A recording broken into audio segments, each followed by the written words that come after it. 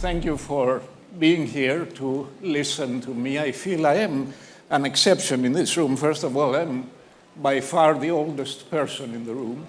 But second, I don't consider myself a doer. I don't think I'm a good doer. I consider myself more a reader and a thinker. I console myself by thinking about what Warren Buffett said about himself. He said that he spends 80% of his time reading and thinking. So I'm sort of in that vein. I wish I had 1% of the success that Warren Buffett had in his investments. I haven't had that. But in a sense, we're in the same vein. So I'll be taking a step back from the description of everyday experiences that most other speakers will be giving you to give you a bigger picture about what is happening in Europe and may be happening in the next few years, so that I can inspire you with new ways to fail, give you new strategies that you can try and fail. Now, as you must have known, you must have heard in public discourse, we have in Europe now a real, let's say, anxiety that our economies are not doing as well as the US or China, and especially in terms of productivity and innovation. So the European Commission last year asked Mario Draghi to produce a report on that, which was, it's a big text, about 300 pages. It was very widely discussed, and it was called the wake-up call for Europe. What can we do so that we don't fall too far back and maybe catch up with the US and China in productivity and innovation? So what he came up with is an idea that liberal economists, or the Washington consensus that we had for many years, would not like, which is don't just do free market reforms, also try to focus public money and public energy in specific sectors, what used to be called an industrial policy. Industrial policy was anathema for 30 or 40 years in the West, but now it's come back in fashion, both in the States and in Europe. However, what Draghi is saying, let's not do it the old way so that governments pick specific large companies and call them national champions. Let's forget that way. It wouldn't work in this environment. What we need to do is produce goods, public goods with public money that a lot of different companies can share and cooperate with, the shared goods. And for industrial policy to succeed, innovation is the key. It's not just being a little better large manufacturer. And he said there are three main areas of action. We should close the innovation gap with US and China, as I said before. Since Europe is committed to decarbonization and green energy and sustainability and so on, we should do it in ways that increase our competitiveness. And also, since we have these huge geopolitical risks now, we should also increase our security, which means our defense, but also the value chains that we use should be more resilient, and we should not be able, and the foe of us should not be able to cut us off from important materials. So these are the main sectors of Draghi, and he came up with this a list of 10 areas where he feels, and he has specific proposals about what to do for each of them. I won't go through that, but you can get a sense. Now, the important thing for a startup that is starting to think, how can I benefit from this new industrial policy? First thing you need new skills, because this new industrial policy assumes that large companies and startups, or large companies and large companies, or startups and startups, or startups and academics will be working together to use these common infrastructures that are going to be created. So, whereas before, us investors would always look at the founding team and say you need people who understand the technology and the product, and you need people who understand business development and sales. Now, if you want to fit into this new strategy, you also need people who understand collective action, how to work closely with people outside your company, And another skill, which is very boring, you need to understand bureaucracy, because public sector money always comes with bureaucracy. It's not very exciting. And I should say this, as an investor, until very recently, whenever a founder told us they're going to devote time into getting a grant from here or a grant from there, we were telling them, forget it. It's a waste of time. It will defocus you. If you take the money, it will come with conditions that will not let you focus on your main strategy, which is getting your product to market. Now, we may have to change this type of thinking as investors as well. There will be cases where working with the public sector and with public money will actually be productive. And so some of the founders, or some people in the founding team will have to start thinking about collective action. Why collective action? Because, and why are also states investing in collective action? First of all, because all innovation, all positive innovation, eventually ends up benefiting many, many more people than the people who are actually selling the innovative product. Innovation, because a lot of companies after a certain while will imitate the innovative company, so the products will be more widespread, cheaper, et cetera, et cetera. And also, the users of the innovation will gain a lot. So there's a lot of what we call, as economists, positive externalities with innovation. That's one reason why there needs to be collective action. What type of collective action? The way policymakers now think about it is we need common infrastructures that a lot of different companies can benefit from. Research infrastructures. We have in Athens now a large pharmaceutical company that is investing in something called the Athens Life Tech Park near the airport. It's not open yet, it will be in about a year, which is an infrastructure for startups to come and use laboratories and to speak with each other and to have some common things that would be very expensive for them to set up on their own that they can all use together.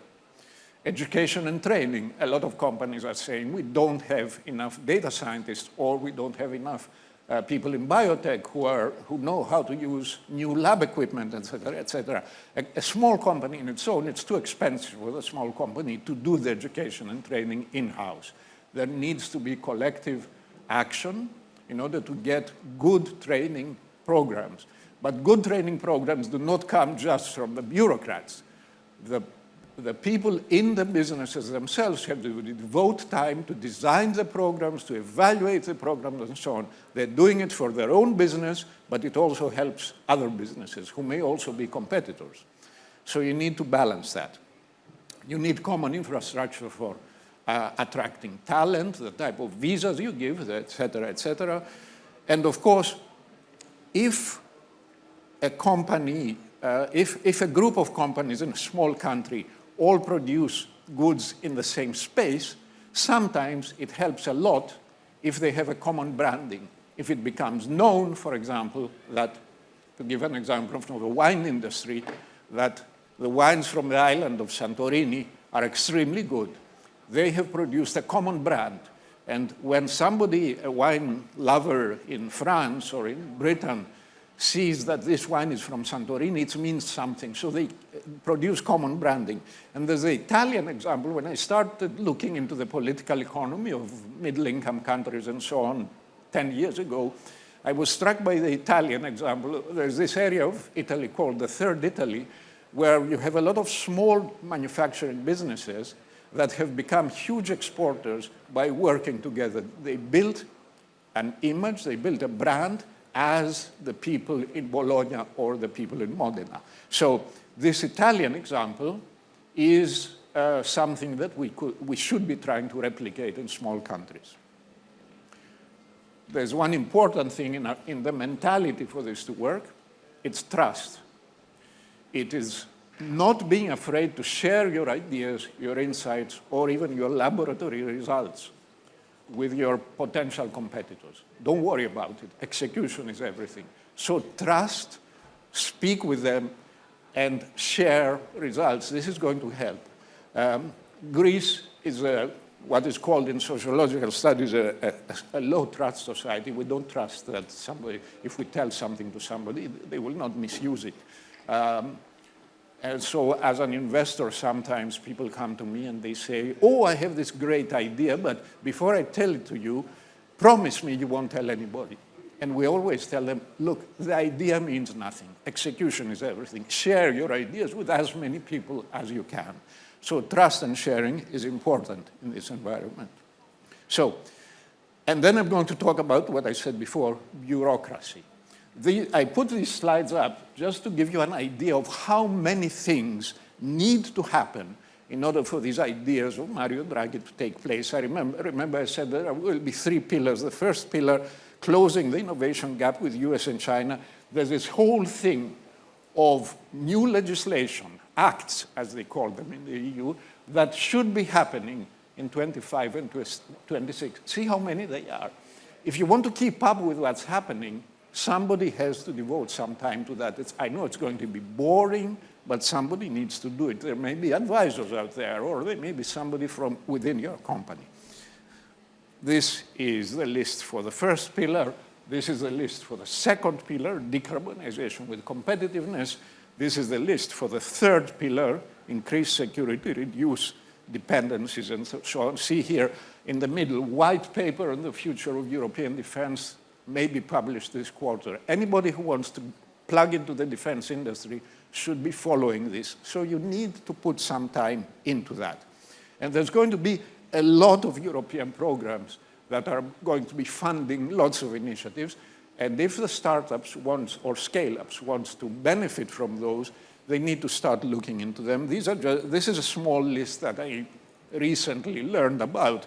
The IPCEI, Important Projects of Common European Interest, Strategic Technologies for European Platform, STEP, EIT, Knowledge and Innovation Communities, KICs, KICs. One thing you should know, bureaucrats love acronyms. Always, they never say the whole phrase. They just say KIC or they say IPCEI. So you should get used to that. But behind this strange talk, these are good people most of the time. Once you get to know them, you can work with them, trust me. I've been through that. So if you want to devote some time to read what the thinking in the European Union is as we speak, you should look up this study that was published, maybe a month ago, Align, Act, and Accelerate, which is, in a sense, the Draghi Report for startups and innovation. What should they be doing, and what should the EU be doing for them? So, to recap, from the point of view of a founder,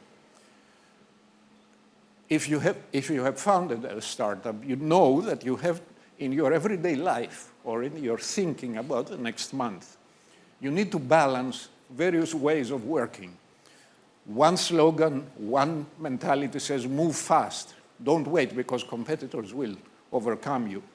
On the other hand, you need to be curious about things. So you need to also spend time looking around what else is happening. Moving fast and being curious sometimes are difficult to balance. Focus on things, on one thing. Don't let yourself be distracted. You decided to put this technology, this product on the market. Don't do too many other things. But on the other hand, how can you be curious and just focus on one thing? And then moving fast with research and develop. These, again, are antithetical. Some products need a lot of work in order to actually be good enough to get into market. I invested in a startup at Oxford, which does it has an injection, what they call a minimally invasive injection for spinal discs, and it's taken them more than a year just to get the pressure and the size of the wire, et cetera, right. It takes, for some businesses, it takes a lot of time to research and develop. So all of that is contradictory, these 4 things I talked about: move fast, research and develop, be curious and focus. And now suddenly, if you want to benefit from this new environment in Europe, you have to add one more skill. As I said before, one more demand on your energy and time, which is how to align with others and how to cooperate. But I really think that a lot of startups in Europe and scalers should add this as an imperative for them to align and to cooperate. Thank you.